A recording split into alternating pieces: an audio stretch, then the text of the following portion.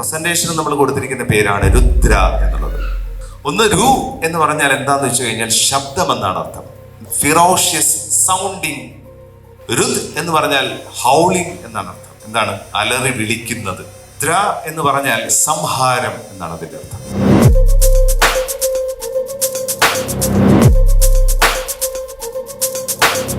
ഉള്ളതിനെ ഇല്ലാതാക്കിയാൽ മാത്രമേ പുതിയതുണ്ടാകൂ. അതുപോലൊരു ഡിസൊല്യൂഷൻ സംഭവിച്ചതാണ് ഈ പ്രപഞ്ചത്തിന്റെ ആകെ ഉത്പത്തി. അതാണ് നമ്മുടെ രുദ്ര എന്നുള്ള കോൺസെപ്റ്റിന്റെ ഏറ്റവും പ്രധാനപ്പെട്ട കാര്യം. അപ്പൊ എല്ലാവർക്കും നമസ്കാരം. നല്ലൊരു ശുഭകരമായിട്ടുള്ള ഒരു ശിവരാത്രി ആഘോഷിക്കാം.